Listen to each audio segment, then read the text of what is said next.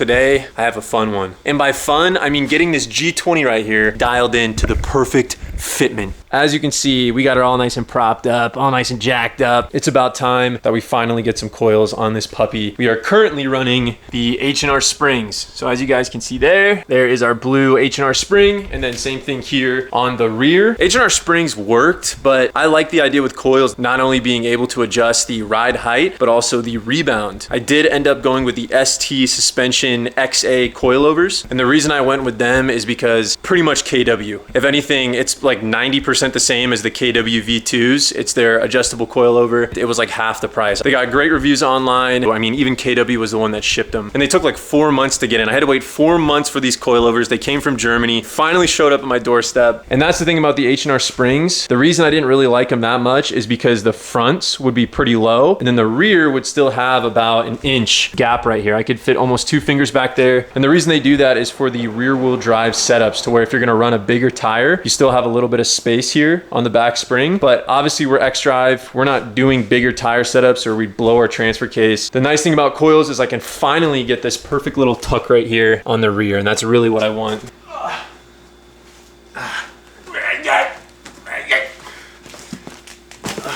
Alrighty, so here you have it. These are the ST Suspension XA Coilovers. Nice yellow, pretty much like the same thing as the KWs. So I just unwrapped the rest of the stuff so you can really see what we're dealing with here. But yeah, pretty solid setup. This is super, super nice. I mean, the quality already seems really good. And somewhere on here, we have, I believe it is 16 clicks of adjustable rebounds. Obviously, I'm not an expert in coils. That's why I have my handy YouTube mechanic. But real quick, look at the carbon. Look at the carbon in the sun. It's so dirty too. All right, my YouTube mechanic just came flying in. HOA's pissed. He's bumping Rufus Del Sol. Check him out. What do you think? What do you think about the ST suspension? This is KW right here, if you don't know. Looks nice. Yeah. All right, well, YouTube mechanic likes. He thinks it looks good. Oh, and there you go. Just so you guys believe me, made by KW. Anyone that's looking at doing coils and you don't want to drop 2 bands on the KW V2s, who knows? It might have saved me, you know, some good money, especially if the performance feels like it's there. Some good old T-bell to fuel up, all right? These front coils are not easy, so you know we need the proper adequate fire sauce, Diablo sauce, pry sauce, everything you need. What's that? We successfully managed to remove, what is this, our strut? Yeah. Strut, right? There it is with the H&R Spring. Now the fun part. We are now going to launch to the moon. Let's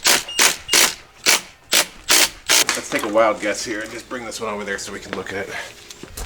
So this is the other side. We finally managed to get that puppy in there. We're just tightening some of the bolts down here. We're literally just guessing. Whenever we decide to drop the car with the wheel on, it's just gonna be a gamble. So we're gonna see where we end up. This is the moment of truth. Got the coils in there. We have no idea what the ride height is. We set it to 10 lines, both sides. So we're gonna see. We might be Stance Nation here. Oh, here, move, move, move. You're blocking it. We're riding like a Hummer. That's it. It's not that bad. I mean, obviously I definitely lower it more, but we are now moving to the rears, which should be a lot easier. The fronts are usually notoriously harder. We're gonna take these ramps out real quick, slap them on the rear. We should be able to bang the rear out pretty quick. Almost there, like an inch. And, okay. Okay, go get the other side. All right, so we just finished the passenger rear back here. Definitely took way longer than we expected. And yo, check this out. Buried over here in the rubble. And by the way, I've been banging my shins on this jack stand right here. Buried in the rubble, it looks like they did include a little rebound adjustment as well as our hook. Arrgh. Our Captain Hook, I know your face, I'll show you. Look at your... Look like you came out of the coal mines, dude. But what we did is we took our strut right here and we did 15 clicks of rebound. So it looks like there's 20 total clicks. We did 15 because I'm definitely wanting a very aggressive setup. So I don't need to do the full 20. 15 should be good. Dude, that's 90 foot-pounds of torque, I swear. My camera's about to die, so we'll catch up at the very end. We're about to fall asleep. I'm gonna have some mint chocolate chip ice cream. It is the next day. It is now light, and you can see the current coilover setup. Oh my gosh, it's so much lower than it usually is. So the rears we definitely think are too low. I mean, as much as this looks cool, it's just not effective because we are getting a little bit of scrape. What we're gonna do, because the front is a little high, is adjust this 2 clicks going down, and then this guy 2 clicks going up, and it should almost even out this setup where the front drops and then the rear just barely comes up. So we'll definitely have to probably do some negative camber in the rear here, even when it is raised, just so I don't get any rubbing. But so far, I think this setup looks so nice. The handling is so much better as well.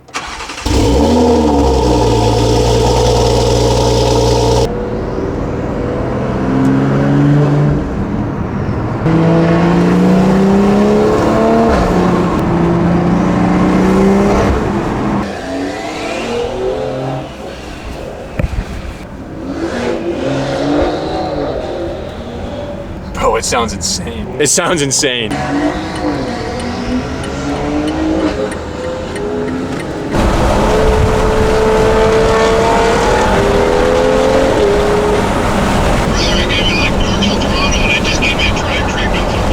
So Austin just called me. It looks like the car just threw a drivetrain malfunction, which is kind of weird. He didn't even go full throttle. I think he said he gave it like half throttle. I'm thinking it might just be a bug in the software, just on the tune, where it's thinking because of how much torque it's putting down that there's an issue with the drivetrain. I'd be super surprised if it was like a legitimate issue with the drivetrain, because we're not even really pushing that much.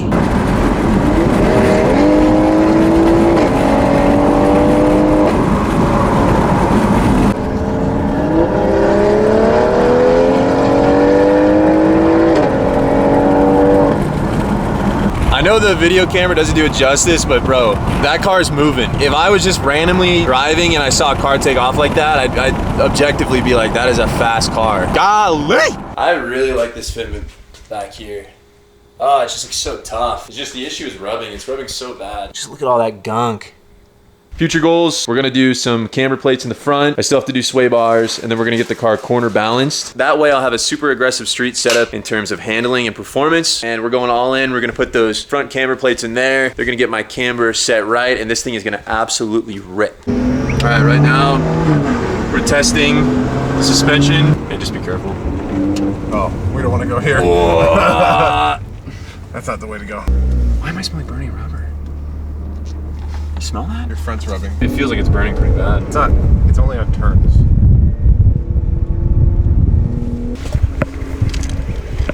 Is that front? Yeah, it's okay. It's weird. It's so bizarre. Like, you were smelling that, right? Yeah. Something was burning. It's not, I don't smell it anymore though. That's good. Yeah, it's not rubbing in there. No.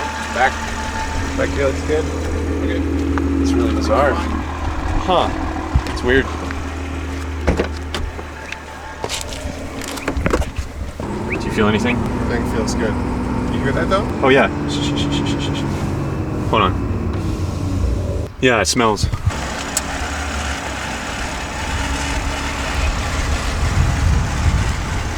We thought it was the fender that was rubbing. It was actually rubbing into the perch here and the actual spring. And because of that, look at the amount it chewed out of the inner sidewall. Jeez Louise. Well boys, we're in a predicament.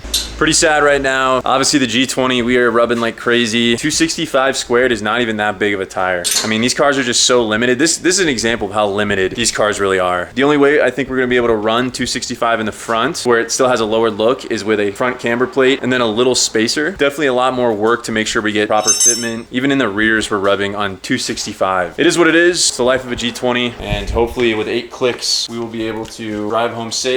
We're gonna get this figured out though, I promise. I really like this setup. I think the meatiness on these tires are perfect. I just wanna be able to run them safely and efficiently. Just gonna take a couple trial and errors. Like, just let it roll. Like, get some speed and let it roll.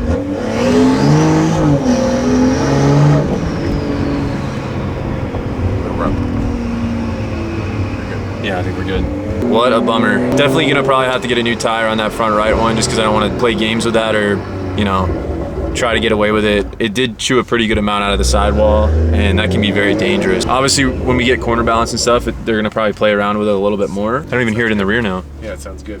Yeah. Don't smell anything? No? All right, so we're just torquing these puppies down real quick. This is our current ride height. Not too bad. Obviously, I wish we could go a little lower. It is what it is. And then this side, it's about a 1 finger. Windshield tint looks good. I don't hear any rubbing. Yeah, it sounds good. We raised it a lot. Yeah. Here's definitely still so low.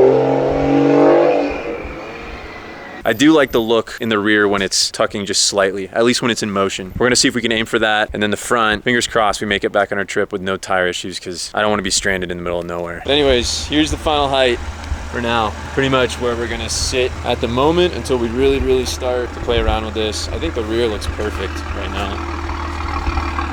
But the front is a little high. I mean, $1,200 coils is still not cheap, but it's not like anything crazy. And it still is KW parts. So I just can't stop thinking though about that front tire rubbing. I'm gonna have to drive 3 hours all the way back. That's all I'm gonna be thinking about. Now you can see how limited you are with the G20. We have finally proven it. Thanks for tuning in, and I will see you guys in the next one.